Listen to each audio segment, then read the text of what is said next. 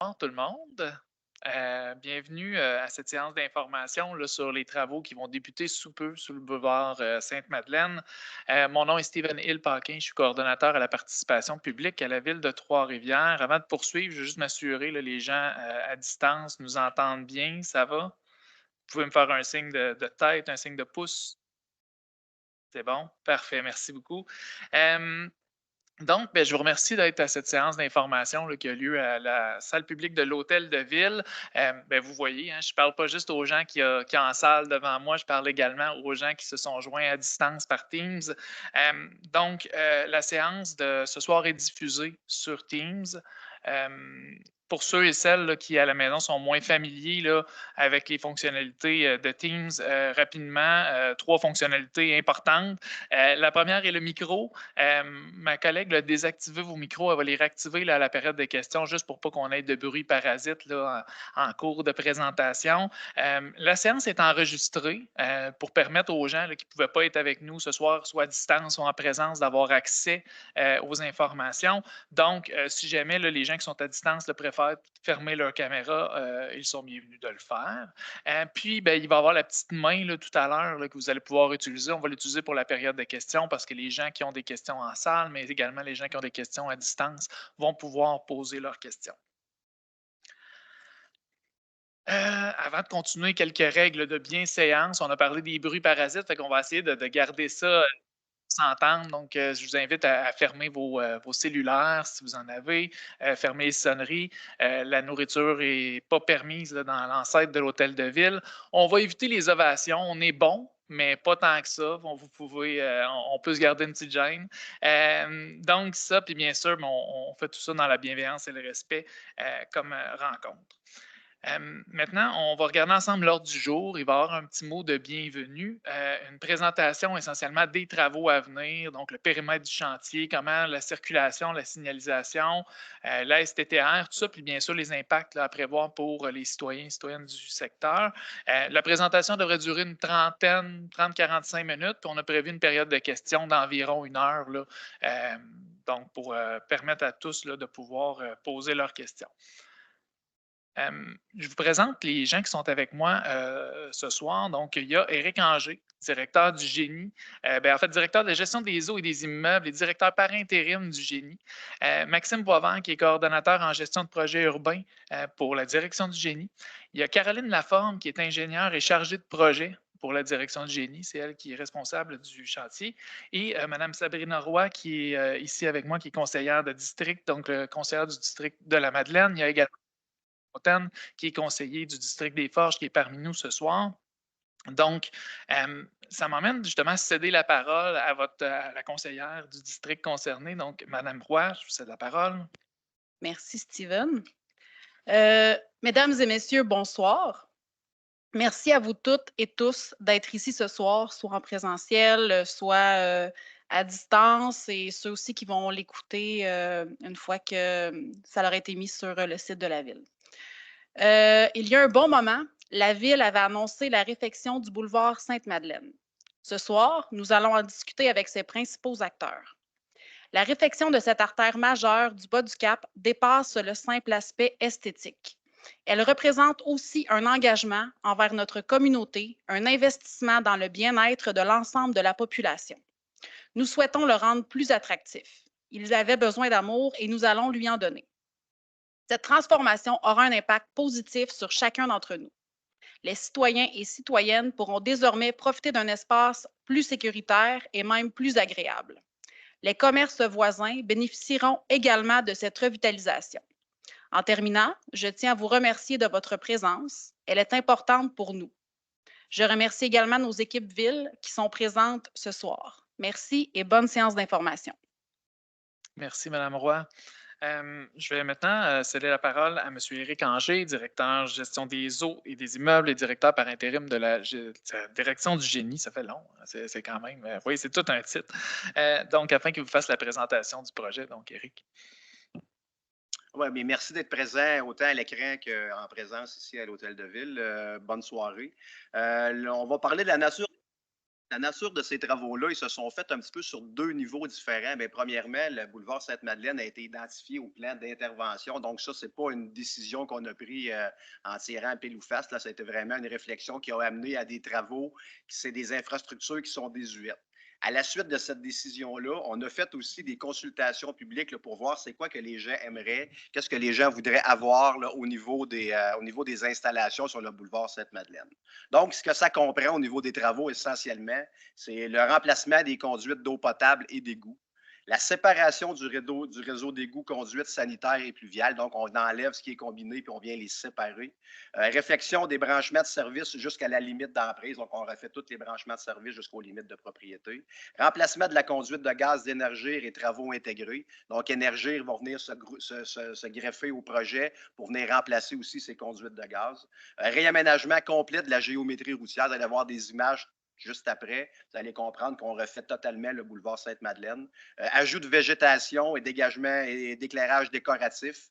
Puis là, on parle de ça, mais c'est des investissements là, qui totalisent environ 15 millions de dollars là, pour à peu près une longueur de 750 mètres de rue. Donc, c'est quand même des travaux majeurs. Ce n'est pas des petits travaux qu'on s'en va faire là, c'est quand même du gros travaux. Si on regarde là, au niveau des illustrations qu'on peut voir, mais vous voyez un peu, ça va ressembler à quoi une fois terminé en modélisation le boulevard Sainte-Madeleine. On peut les défiler là. Les habitués du boulevard, vous allez quand même de vous reconnaître où on est situé et tout ce qui arrive avec ça. Donc, on part le périmètre du chantier et le phasage des travaux. Donc, le périmètre des travaux, ben, il va de la rue Saint-Laurent à la rue des Érables. Donc, c'est environ 750 mètres de travaux qui ont été bien définis, bien travaillés. Et ces travaux-là, ils vont se diviser entrepreneur qui est sur le chantier avec nos collaborateurs à la ville, les chargés de projet, Caroline et Maxime. Ils ont regardé, puis c'est deux phases qu'ils vont travailler. Donc, l'entrepreneur, il va commencer à se déployer à partir du centre, puis il va s'en aller vers l'extérieur, vers les extrémités, soit des Érables et Saint-Laurent, que ce soit d'un côté est et du côté ouest. Fait que vous voyez un peu le phasage des travaux, là, à quoi ça peut représenter. Donc, dans la phase 1, il va y avoir une installation du réseau d'alimentation temporaire en eau. Parce que oui, si on travaille avec du réseau d'aqueduc, nécessairement, on va devoir débrancher l'aqueduc et le remplacer. Donc, pour continuer à fournir de l'eau potable aux commerçants, aux ceux qui pataugent alentour du chantier, il va falloir qu'on mette un réseau d'eau temporaire. Donc, le réseau d'eau temporaire, il va être installé à la fin du mois d'avril. Ça va durer environ 3 ou 4 semaines. Et par la suite, les travaux vont pouvoir débuter, là, je vous dirais à peu près à la deuxième semaine, troisième semaine de mai environ, à l'intersection des rues Saint-Édouard. La longueur totale des travaux dans la phase 1, c'est 425 mètres, donc 200 mètres d'un côté puis 225 mètres de l'autre côté.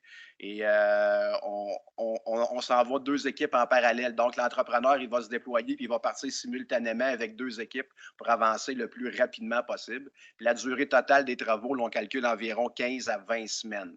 Donc, vous pouvez vous imaginer, ça va commencer au mois de mai, ça devrait finir à peu près en septembre. La première phase des travaux devrait finir environ en septembre. Par la suite, la seconde phase va débuter immédiatement après. Donc, il y a la réinstallation du réseau d'eau temporaire là, qui va venir compléter au niveau de la phase 2. La phase 2, ça va débuter environ en septembre. C'est dur à vous dire aujourd'hui parce que tout dépendant de ce qui va arriver. Le chantier peut aller très bien, très vite. Ça va commencer plus tôt. Il peut être un petit peu plus compliqué. N'oubliez pas qu'on travaille dans des installations qui sont vraiment plus vieilles, qui sont désuètes. Donc, on n'est pas à l'abri de surprises qu'on va avoir quand on va déterrer les tuyaux puis toutes ces choses-là au niveau de l'excavation. Donc, on peut avoir des petits défis à réaliser de ce côté-là. Mais comprenez qu'environ en septembre, on va commencer les travaux de la deuxième phase et ça devrait aller, là, je vous dirais, à peu près une durée de 15 semaines aussi. Et ça devrait aller des alentours du mois de décembre, être débordé un petit peu en janvier. Vous êtes débordé un petit peu en janvier. Donc, vous pouvez voir que c'est quand même un très gros chantier pour 750 mètres de conduite. Là, on travaille pendant environ une trentaine de semaines en tout et partout. Circulation, signalisation temporaire et autres services. Bien, la circulation locale, elle va être maintenue autant que possible. La signalisation, c'est l'entrepreneur qui est responsable de ça. Donc, c'est lui qui va la faire évoluer en fonction de son avancement au chantier. Nous, c'est sûr qu'on garde une vigie là-dessus, puis on s'assure que tout est respecté, mais c'est l'entrepreneur là, qui doit se déployer puis qui doit avancer avec ça.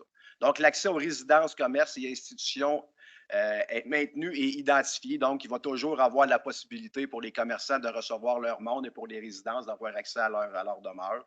Le détour de la circulation de transit et de route de camions, c'est sûr qu'il va y avoir des détours et ça va être affecté. Par contre, l'équipe projet, elle a fait une datation particulière à ça. On ne veut pas nécessairement surcharger d'autres rues de grosse circulation. On a essayé de diviser ça au maximum. C'est sûr qu'il va y avoir des inconvénients au niveau des détours et de la circulation, mais on a essayé de l'amoindrir au maximum. Déneigement et livraison va toujours être assuré, comme de bien entendu. Accès aux services d'urgence, on est en communication constante avec l'équipe des pompiers à la ville, avec les services d'urgence aussi. Donc, ils ont l'information de l'évolution du projet et ils vont aller faire des spot checks régulièrement. Ils vont aller valider où est-ce qu'on est rendu pour qu'on ait accès en tout temps aux services de sécurité. Donc, ça, c'est déjà attaché. Ce n'est pas la première fois qu'on fait un projet comme ça. On est quand même assez bien set-up, on est quand même assez bien rodé là, pour faire ce type d'intervention. Maintien des services de la collecte des ordures. Ça va continuer aussi, c'est l'entrepreneur qui en est responsable. Et ce qui est très, très important, c'est d'identifier vos bacs, autant récupération, déchets que matière organique. C'est très important d'identifier vos bacs avec vos adresses parce qu'au moment où le chantier va être devant votre résidence ou devant votre commerce, c'est l'entrepreneur qui va devoir déplacer les bacs, qui va les emmener dans une zone où ce que la collecte peut récupérer facilement. Donc, si le bac n'est pas identifié, lui, il ne saura pas où est-ce qu'il va aller. Donc, ça, c'est la responsabilité de chacun des citoyens, de chacun des résidents ou des commerçants sur la rue de bien identifier ces bacs. Puis Post Canada, Post Canada, ils sont avisés aussi de la situation. Post Canada nous a dit faire un suivi à ce niveau-là. Ça va suivre en temps et lieu, puis rester à l'affût. Le Post Canada, il va communiquer avec les gens. Mais théoriquement, les devantures, les accès au commerce sont toujours disponibles. Donc, pour la distribution du courrier, ça devrait quand même être un problème assez mineur, mais c'est Post Canada qui va vraiment gérer ce côté-là. La STTR, ils vont modifier assurément leur trajet parce qu'ils ne pourront pas passer sur le boulevard Sainte-Madeleine. Les trajets ont déjà été déterminés, contrairement à d'autres projets, des fois, qui y vont au fur et à mesure que le projet avance. Dans ce cas-là, on connaît bien les zones, on connaît bien les phases, donc le trajet est déjà déterminé à l'avance par la STTR. Trajet en direction ouest, dévié sur la rue Latreille via François Duclos. Et le trajet en direction ouest, il y a un contournement de l'intersection Saint-Laurent-Sainte-Madeleine via Sainte-Marie. Vous allez voir la petite carte après, on va vous montrer ça. Et si vous voulez de l'information pertinente, allez voir le site de la STTR. Ils vont être à jour, puis les travaux sont connus et affichés. Donc, vous pouvez voir un petit peu en rouge, c'est le tracé qui est régulier. Je ne sais pas si vous le voyez bien. Et si le tracé en vert, c'est le tracé qui va être modifié tout au long de la durée des travaux, là, qui devrait durer de la fin avril à aller à janvier, peut-être février 2025 maximum. Donc, c'est le détournement de la STTR qui va être fait comme ça. On peut en parler tout de suite. Le détour aussi qui va être occasionné pour la circulation, que les gens empruntent souvent à Sainte-Madeleine, la circulation va être sensiblement faite de la même façon. Il va y avoir une circulation vers l'ouest, puis Caroline, tu me diras si je me trompe, de l'est vers l'ouest qui va passer par la rue Latreille et une circulation de l'ouest vers l'est qui va passer par le boulevard Loranger. Donc, les gens, c'est ça? Les gens ont eu la brillance d'esprit de dire on va essayer de diviser le trafic pour moins impacter la population qui habite sur ces deux rues-là. Mais assurément, quand on fait un projet comme ça, il faut absolument dévier le trafic. Là, ça ne se fait pas autrement. On garde la circulation locale, mais les gens qui transitent par le boulevard Sainte-Madeleine devront passer et par la Treille de l'est vers l'ouest et par le boulevard Loranger de l'ouest vers l'est. En gros, là, ça va ressembler à ça. Je vais permettre ça.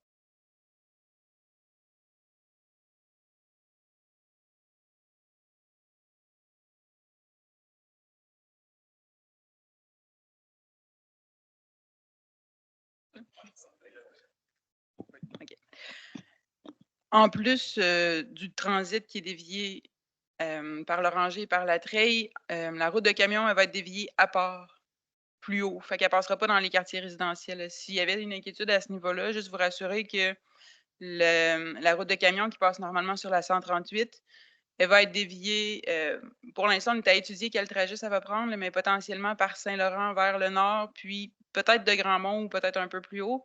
Mais clairement, on ne va pas l'envoyer par l'Oranger ou par la Treille. On ne voulait pas envoyer le transit de camionnage dans les quartiers résidentiels.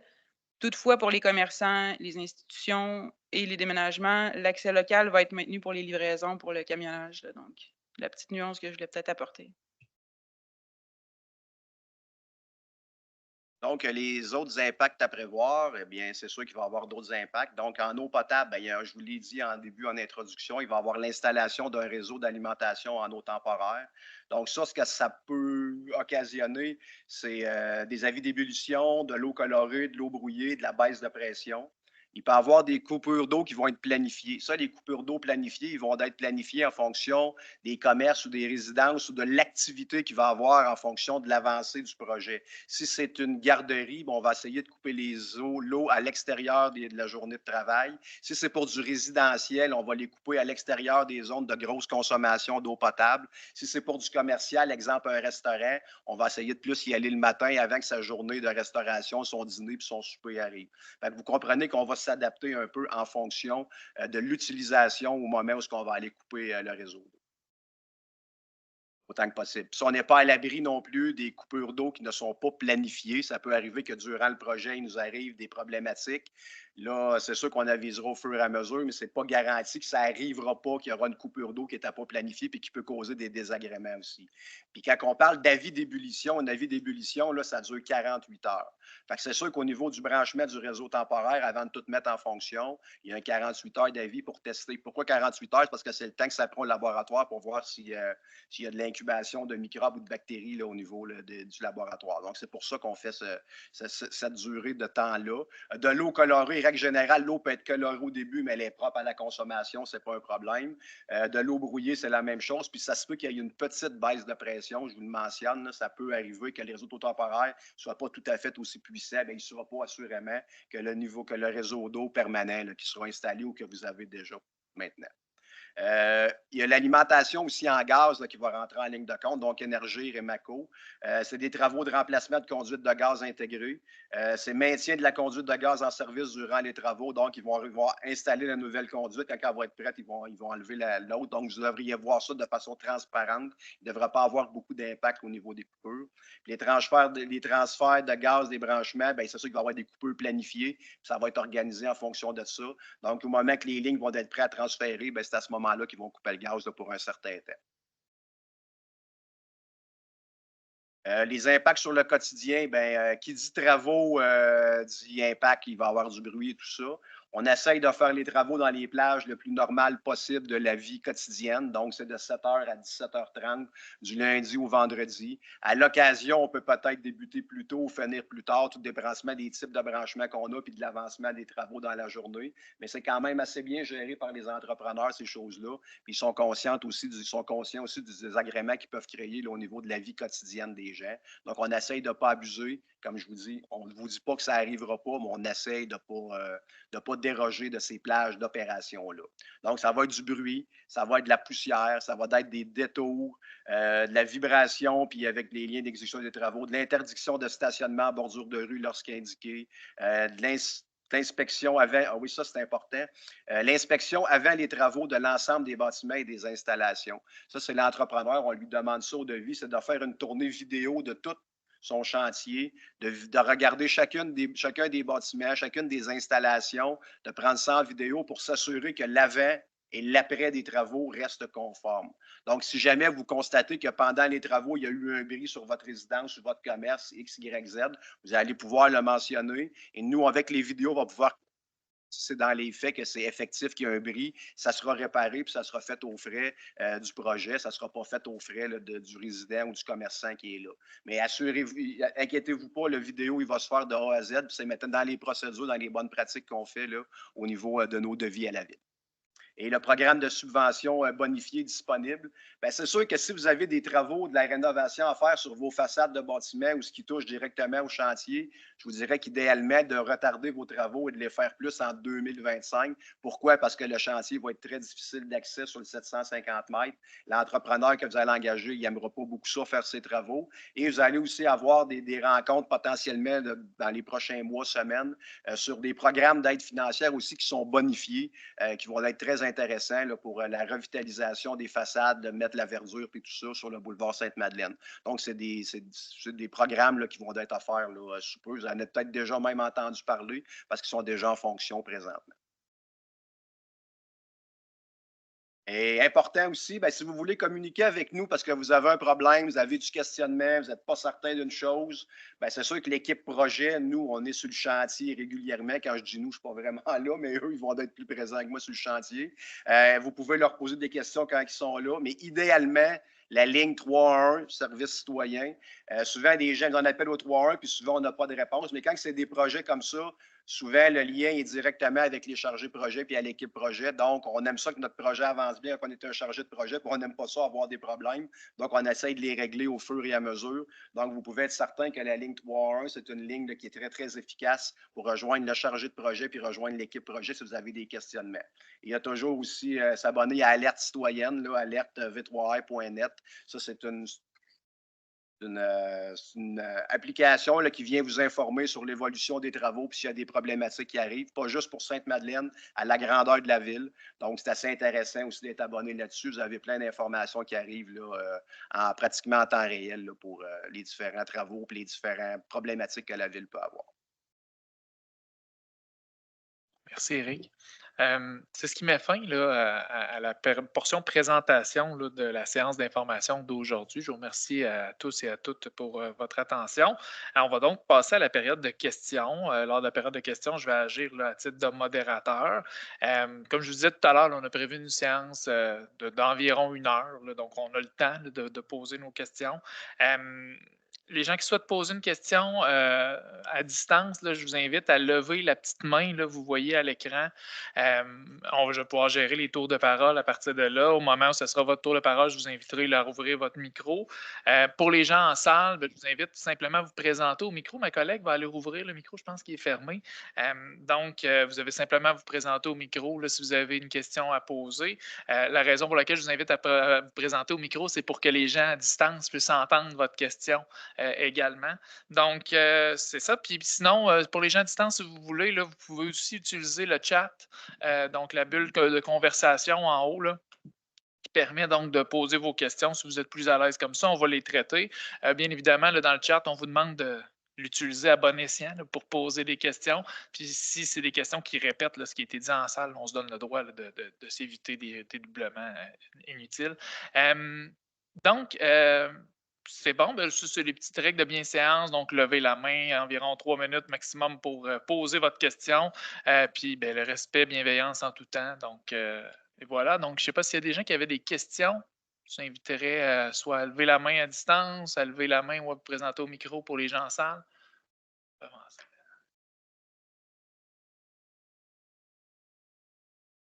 Bonjour. Bonjour. Sébastien de Panier Santé, Monde du Naturel. Nous, on a des camions 53 pieds qui viennent livrer chez nous. Ils passent par la rue du Sceau. On avait demandé qu'il y ait un passage pour qu'ils puissent repartir par Sainte-Madeleine. On est vraiment à la fin, nous autres, des travaux. Là. Parce qu'ils ne peuvent pas reculer. Un 53 pieds, il ne reculera pas sur du Sceau. Là. Fait que quand il arrive, il faudrait qu'il reparte par Sainte-Madeleine. Puis on nous avait dit que c'était possible. Je veux savoir si ça l'est toujours. Oui, je suis allée rencontrer votre collègue, en Oui, fait, là, la Nathalie. propriétaire. Puis, ça a été indiqué au devis. Là, donc, l'entrepreneur, s'il ne peut pas les renvoyer par Sainte-Madeleine, il va les renvoyer par l'autre côté, peut-être. Là. OK. Ça va passer par Sainte-Madeleine quand même, mais ça se peut que ça puisse pas, pendant une certaine période, quand ils vont travailler dans l'intersection de Saint-Laurent, Sainte-Madeleine, forcément, il va y avoir une grosse excavation, ça passera pas. Fait potentiellement que là, il va les dévier de l'autre côté, par Mascotte peut-être. Parfait. Mais il va avoir une solution, assurément. Là. Ça a été pris en considération et c'était dans les conditions particulières du contrat de l'entrepreneur, votre situation. Parfait, merci beaucoup. Merci. La quantité le pourcentage de stationnement qui va être enlevé dans le projet, ça ressemble à quoi par rapport à ce qui est actuellement selon ce que je vois des images, ça donne à peu près le tiers qui va rester. C'est à peu près ça? C'est à peu près ça, oui, À chaque effectivement. 3 stationnements, il va en rester un. Le ratio exact, je ne l'ai pas, mais grosso modo, ça ressemble à peu près à ça, effectivement. Ce qu'il faut comprendre, puis on l'avait expliqué à la session d'octobre, mais je vais juste reprendre la même explication à peu près. Là. Ce qui a été fait à l'époque, c'est que ça fait plusieurs années là, que Mme Roy expliquait que le projet est en conception puis en évaluation. Il y a eu des études de terrain qui ont été faites et des dénombrements de stationnement sur le boulevard à différentes périodes de l'année, à différentes périodes de la journée aussi, pour voir combien de stationnements étaient effectivement utilisés dans ces différentes périodes-là. Puis ce qui est remis en place correspond au nombre de stationnements maximum qui étaient utilisés dans ces dénombrements-là. Après, on est conscient que ça va modifier certaines habitudes. Il y a une chose aussi qui avait été prise en considération, c'était la capacité de stationnement du secteur dans les rues transversales, sur site de certains commerçants aussi.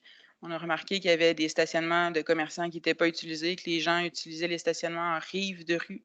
Donc, tout ça a été considéré, mais l'offre de stationnement, la conclusion des études, en fait, qui ont été faites à ce niveau-là, c'est que le secteur avait une offre de stationnement qui était supérieure à la demande. Et donc, ce qui va rester va être suffisant pour satisfaire à la demande. Est-ce qu'il y a un plan qu'on peut aller consulter, voir où il va y avoir des stationnements ou on va avoir la surprise quand ça va être terminé? Faudrait vérifier. Je me questionne juste. Il y avait la dernière présentation quand on avait fait les devis là, dans la présentation du mois d'avril. Avec. Il y a la modélisation des 3D, tu veux dire, là, qui donne une idée où ça va être à peu près, mais les plans à proprement parler, non, là, on n'a pas un plan avec le croquis exact de partout où ils vont être les stationnements. Là. Comme Steven dit, là, effectivement, dans la présentation d'octobre, on avait plusieurs diapositives qui montraient. Il y avait plus de 3D que ça, là, en fait. Là, on en a gardé quelques-uns pour donner une idée. Mais il y avait un peu plus de détails, là, fait qu'il y avait peut-être un petit peu plus d'informations dans ces diapos-là. On n'a pas un plan là, qui vous montre l'ensemble du projet fini actuellement. Merci beaucoup. Merci. Oui. Je vais juste. C'est bien ça. Ouais. Monsieur? Pardon, monsieur? Pardon, monsieur? Par rapport à votre question sur le stationnement, je venais juste de vérifier, puis ma mémoire n'a pas tout à fait fait défaut. Sur le site web de la ville, il y a la présentation, la dernière présentation qui a été faite lorsqu'on a présenté le concept, qui s'est fait donc au mois d'octobre. Et on a les plans techniques qui sont dans la présentation. Donc, vous allez avoir une idée. Vraiment, là, ça passe secteur par secteur. Là, ça reste des devis techniques, fait qu'il faut se faire à l'œil, mais vous allez quand même assez facilement trouver où sont les différentes plages de stationnement qui sont prévues. Là. Donc, c'est sur le site web de la ville. Est-ce qu'il y avait d'autres questions en salle? Sinon, je vais regarder à distance.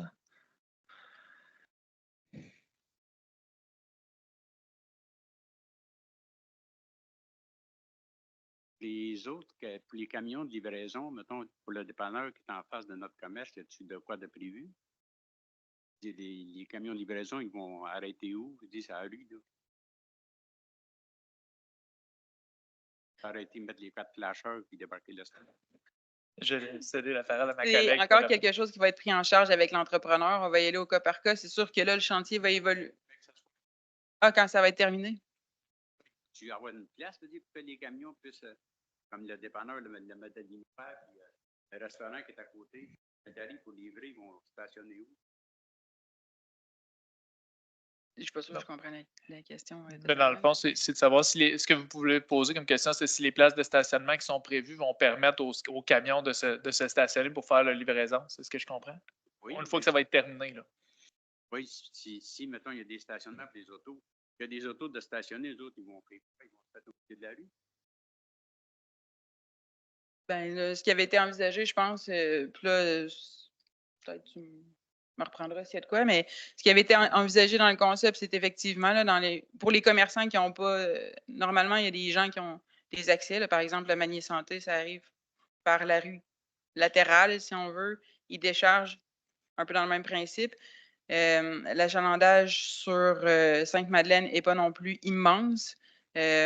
Donc, de ce que j'en ai compris aussi, c'est que dans ces endroits-là, ça va être effectivement sur les 4 flasheurs, ils vont décharger, comme il y a à plusieurs endroits aussi. Ils vont couper la piste cyclable, le stationnement. Le temps de décharger. C'est permis.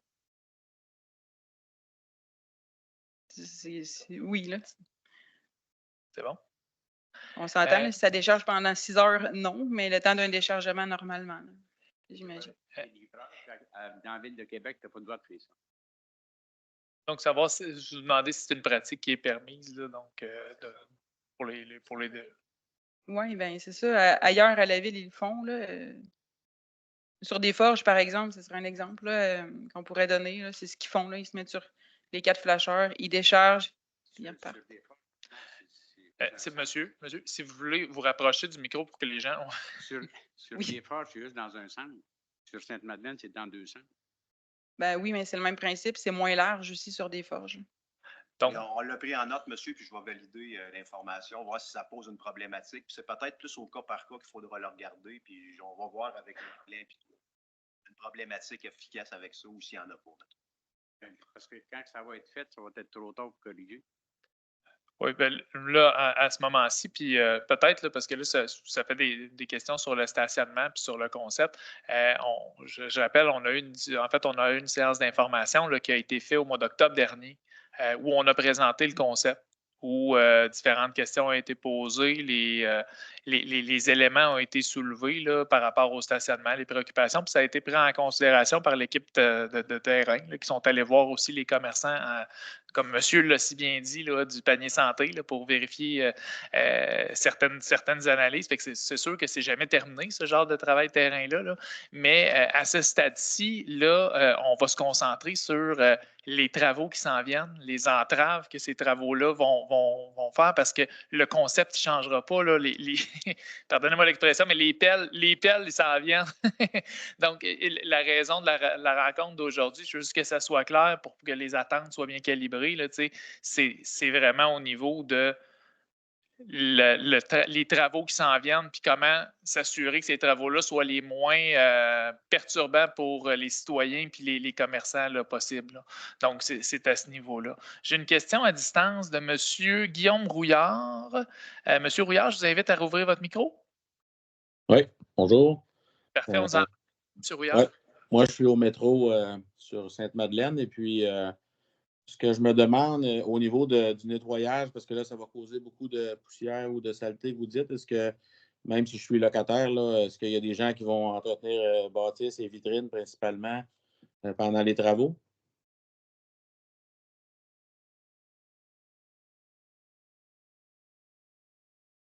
Pardon. Non, le nettoyage des bâtiments n'est pas inclus. Par contre, l'entrepreneur a la responsabilité de nettoyer les rues. Il y a de la poussière qui est prévue, mais non, il n'y a pas de nettoyage de bâtiment. Là. OK. Ensuite, au niveau de l'accès, les 2 rues là, qui sont chaque côté du bâtiment de Chapiro, là, du centre d'achat, est-ce qu'ils peuvent être fermés d'accès là, simultanément pendant le projet ou ça va être en alternance? En fait, comme si vous vous rappelez là, le phasage de travaux, d'un côté, on a Mascotte, qui est à la fin d'une phase, puis de l'autre côté, on a Lorette, qui est plus dans le milieu d'une phase. Fait que techniquement, ça ne devrait pas être en même temps. Dans tous les cas, ça va être accessible par la treille pour vous parce que vous êtes du côté sud, du côté nord, pardon, de Sainte-Madeleine. Donc, par la treille, ils vont avoir l'accès. S'il y a des OK. enjeux, on pourra regarder ça aussi avec l'entrepreneur là, quand on sera rendu dans ce secteur-là. Oui. Puis, est-ce que prochainement, on peut avoir une rencontre avec le chargé de projet, l'entrepreneur, un de vous, pour planifier certaines choses, dont justement là, l'échéancier de tout ça et les accès? Parce que nous, dans le circulaire, on va avoir un encart sûrement avec peut-être même quelques prix pour essayer de ne pas tout perdre notre business pendant les travaux que la bannière va faire pour nous, va nous supporter. Puis, on mettrait peut-être un plan pour dire, bon, mais cette semaine, le meilleur accès, c'est ça. Puis, la semaine suivante, ça peut être le même. Puis après ça change. On va essayer de diriger notre clientèle par la circulaire en ligne et papier, tant qu'il y aura du papier, pour justement là, informer nos gens, puis essayer de ne pas obligé d'appeler le gouvernement pour nous aider. Assurément, faites une requête au 311. Elle va être acheminée directement dans ma boîte de courriel, puis je vais communiquer avec vous. On va regarder ce qu'on peut faire à ce niveau-là. Mais oui, c'est quelque chose qui est possible. La réponse simple. Oui, c'est ça. Puis au niveau de, je comprends qu'on essaie de prévoir l'imprévisible au niveau de l'approvisionnement d'eau. L'approvisionnement d'eau, lui, s'il arrive un avarie, est-ce que vous êtes équipé comme pour dire qu'en dedans d'une heure, ça peut être réglé? Un conduit, il va y avoir des conduits de secours en quelque part. Est-ce que vous privilégiez certains commerces, certaines adresses plus que d'autres? Comment ça fonctionne s'il arrive un bris de conduit là, en eau potable? Là, parce que nous autres, c'est pas juste de laver le plancher, on peut sauter un soir, mais on produit les aliments avec l'eau potable aussi. Oui. En fait, Comme Éric vous expliquait plus tôt, là, il y a un réseau d'alimentation en eau temporaire qui va être installé. La première étape du projet, c'est vraiment de venir installer ce réseau-là. Ce réseau-là, il est testé comme une conduite d'eau potable régulière, c'est-à-dire que l'entrepreneur va la construire et hors sol, vous allez la voir, là, elle va avoir 6 pouces de diamètre. Ça va être une conduite noire qui va passer sur les terrains en façade. Puis, elle va être testée. Une fois qu'elle va avoir été testée, c'est qu'on va avoir la certitude qu'elle fonctionne bien et tous les raccordements, notamment ceux du bâtiment du Chapiro, puisque c'est celui-là qui vous concerne, vont être raccordés directement sur cette conduite-là, que ce soit les 100 mm pour les gicleurs, que ce soit vos entrées de service pour votre alimentation en eau. Tout ça va être raccordé sur le réseau temporaire. Donc, pendant les travaux, vous ne devriez pas manquer d'eau par rapport à ça. Parfait. Il va y avoir des coupures, mais elles vont être annoncées à l'avance. Donc, après, s'il y a un bris, c'est délicat de dire, si c'est un bris surprise, c'est délicat de vous dire combien de temps ça va prendre à le réparer, puis on va le gérer. Assurément que quand ça arrive, nos équipes sont en mode urgence, puis ils priorisent la réparation de ces bris-là. Mais aujourd'hui, de vous dire combien de temps ça va prendre à réparer, là, on est vraiment dans l'imprévu, là. Puis là, j'imagine que la requête au 311 en ligne, je la fais, on va se voir, on va se parler. Puis après ça, on peut avoir un cellulaire pour un accès d'urgence à quelqu'un qui s'occupe du projet. Il va y avoir ça, il n'y a pas de problème. C'est bon. Moi, pour ma part, ça complète là, mes questions pour le moment. Parfait. Parfait, M. Rouillard. Je ne sais pas si j'avais d'autres questions en salle ou à distance. Oui, madame.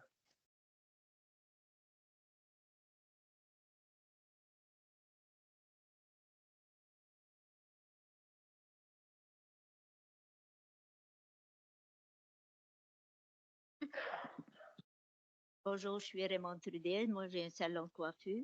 Moi, j'ai un stationnement. Chanceuse. Sauf que je suis inquiète de qu'est-ce qui devient le boulevard Sainte-Madeleine. Oui, il va être beau. Mais si je regarde la rue Saint-Maurice, quand tu es rendu que l'herbe à poux est plus haute que les petites arbustes, c'est inquiétant. La rue Latreuil, des fois, c'est inquiétant aussi de voir le gazon. C'est sûr qu'il y avait besoin d'amour, comme vous avez dit, oui. Sauf que c'est la route 138. Donc, vous la rapetissez. L'accès sur le côté du centre d'achat, il n'y aura plus de stationnement. Fait que donc, les gens, comme moi, j'avais en face de Jaco, j'avais 3 stationnements. J'en ai 2. Parce qu'il avait fait des dessins, des bulles, mais à l'avenir, ils vont être en béton. Fait que c'est inquiétant. On est inquiète. Moi, j'ai fait tout le boulevard pour le jaser qui rencontre Mme Caroline. Ils sont inquiets de la proximité, de venir en auto faire leur magasinage, venir chez les commerçants. Moi, je suis chanceuse. Il n'y en a pas beaucoup sur mon côté, là, face au centre d'achat, l'autre bord. Il y a moi et il y a Jean Coutu qui a du stationnement. Puis la garderie. Mais je peux être inquiète pareil. Plus qu'il y a de l'achalandage, de consommation, mieux que c'est bon pour tout le monde. C'est pas juste mon inquiétude, parce que moi, je les ai faites, les marchands. J'ai été les voir. C'est juste pour vous dire mon inquiétude. Je sais que je peux rien changer. Quand c'est décidé, c'est décidé. On ne sent pas notre appui. J'ai rencontré Mme Caroline à façon possible, mais elle aussi, tant que on se demande pourquoi. Oui, il y avait besoin d'amour, il y en a déjà eu. Il avait fait des choses, des avancées, il les a déjà défaites il y a des années. Puis là, ils en font encore des grandes avancées au coin des rues. C'est mon opinion. J'ai travaillé, mais si vous voulez. C'est entendu. Merci, madame. Est-ce qu'il y avait d'autres questions ou d'autres, soit à distance ou en présence par rapport aux travaux à venir, par rapport aux entraves, par rapport à les éléments là, qui peuvent, les changements d'habitude pendant la période de travaux, finalement? Oups, oups, oups. Rebonjour. Ceux qui ont des stationnements qui ont un accès seulement sur Sainte-Madeleine pendant les travaux, est-ce qu'il va falloir qu'ils déplacent leur véhicule, les citoyens? Ceux qui n'ont pas de rue transversale.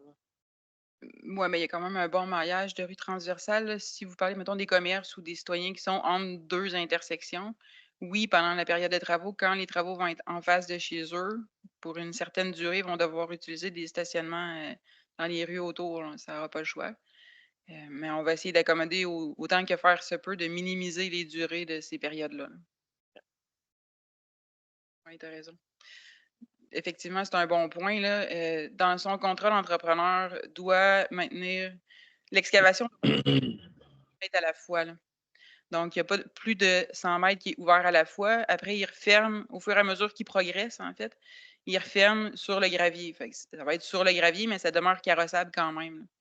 Donc, on est conscient qu'il y a à peu près ça, là, souvent entre 2 intersections, 100 mètres là, sur Sainte-Madeleine. Fait que ça peut arriver à un moment donné qu'entre ces 2 intersections-là, ça soit ouvert. Pour la sécurité, ça va être clôturé, ce qui va demeurer ouvert.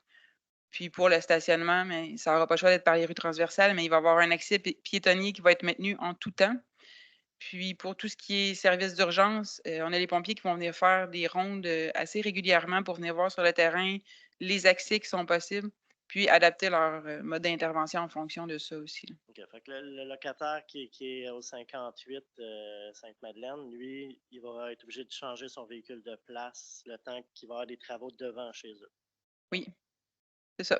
Excellent. Merci. J'ai une question à distance. C'est M. Rouillard. Oui, M. Rouillard, je vous invite à rouvrir votre micro. Oui, je suis de retour avec une nouvelle question au niveau de l'impact que ça peut avoir là, selon tu sais, dans vos préparatifs. Ça, apparemment, de longue date, là, vous avez des références peut-être de votre ville ou de d'autres au niveau de l'impact sur les commerces. Et c'est peut-être en même temps, on parle de, tu sais, je pense qu'au début avril, mai, ça ne dérangera pas beaucoup. Ensuite de ça, on parle sur l'affiche qu'on voit sur le boulevard jusqu'à décembre, mais l'impact majeur se situe de quelle date à quelle date selon vous et sur nos chiffres d'affaires, nos ventes, ça pourrait ressembler à quoi selon vos informations? Pour la période des travaux, je peux répondre. Pour le chiffre d'affaires, non, par exemple. La période des travaux, d'ici à la fin mai, ça va être léger l'entrave. À partir de la deuxième moitié de mai, on va commencer à excaver dans l'intersection. La date exacte du début des excavations, pour l'instant, n'est pas encore connue, mais c'est dans cette période-là. Puis cette période intense de travaux-là, elle va se prolonger jusqu'à la fin novembre.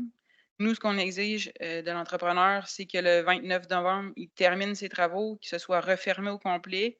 L'idée étant de pouvoir redonner le boulevard aux commerçants pour la période des fêtes. Puis, les travaux vont être suspendus pour l'hiver pour reprendre, après ça, après la période de dégel l'année suivante.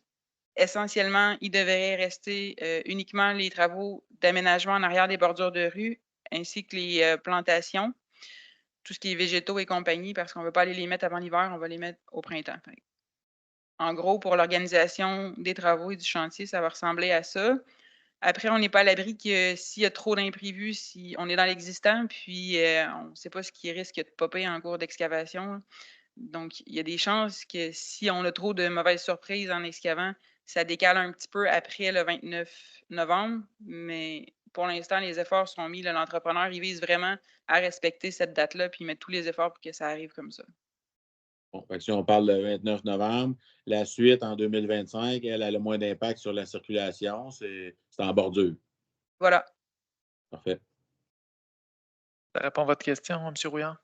Oui, normalement, je vais être correct pour aujourd'hui. Je ne sais pas s'il y avait d'autres questions en salle concernant les travaux. À distance, je ne vois pas d'autres intervenants non plus. Intervenante.